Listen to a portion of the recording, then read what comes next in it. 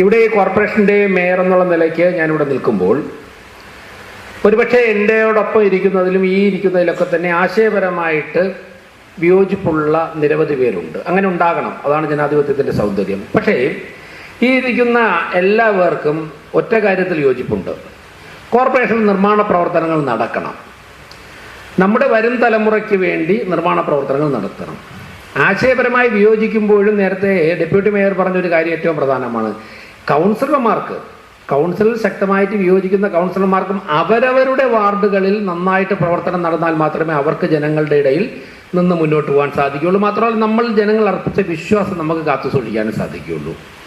കോൺട്രാക്ടർമാരെ സംബന്ധിച്ചിടത്തോളം എത്രയും പെട്ടെന്ന് തന്നെ വർക്ക് പൂർത്തിയാക്കി അവർക്ക് ബില്ല് മാറണം. എങ്കിൽ മാത്രമേ അവർക്ക് അടുത്ത വർക്കിലേക്ക് പോകാൻ സാധിക്കുകയുള്ളൂ, അവരുടെ കാര്യവും ഉദ്ദേശമൊക്കെ നടക്കുകയുള്ളൂ. അപ്പോൾ സ്വാഭാവികമായിട്ടും ഉദ്യോഗസ്ഥന്മാരും അവരുടെ ഡ്യൂട്ടി ചെയ്യാൻ വേണ്ടിയുള്ള മാനസികാവസ്ഥയോടെയാണ് ജോലിക്ക് ജോയിൻ ചെയ്യുന്നത്.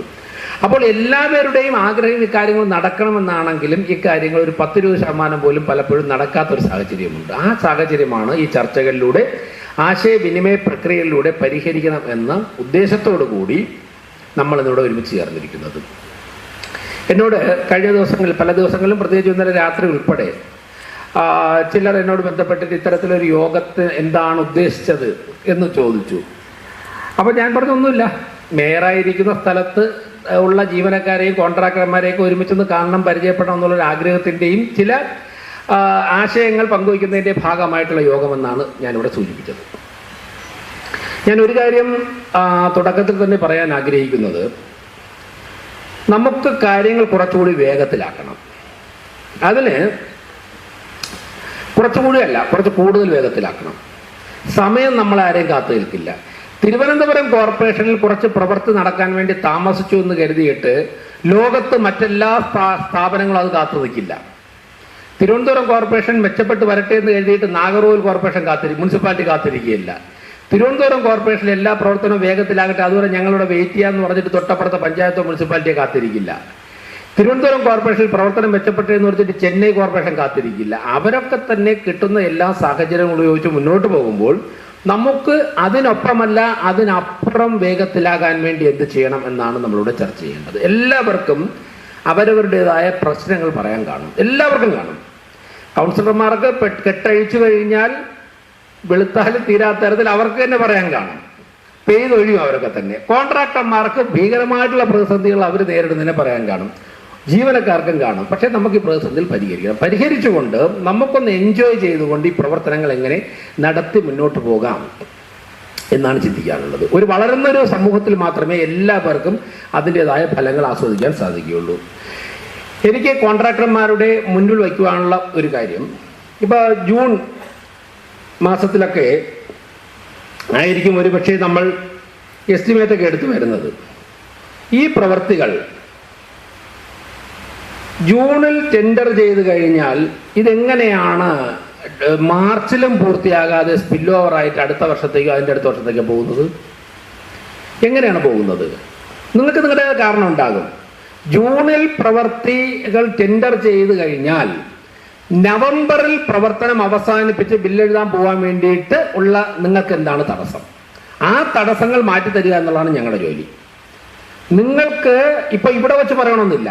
ഇന്ന് നിങ്ങളെ ഒരുമിച്ച് വിളിച്ചിട്ട് പറയുന്നതിൻ്റെ ഒരു പ്രധാനപ്പെട്ട ഘടകം, ജൂണിൽ ടെൻഡർ ചെയ്ത് കഴിഞ്ഞാൽ നവംബർ മാസത്തിൽ ആ വർക്ക് പൂർത്തിയാക്കുവാനുള്ള തടസ്സം നിങ്ങൾക്ക് എന്താണ്, ആ തടസ്സം മാറ്റിത്തരിക എന്നുള്ളതാണ് ഞങ്ങളുടെ ഉത്തരവാദിത്വം. ആ തടസ്സം മാറ്റിത്തരാൻ വേണ്ടിയിട്ട് ഞങ്ങൾ പ്രതിജ്ഞാബദ്ധരാണ്.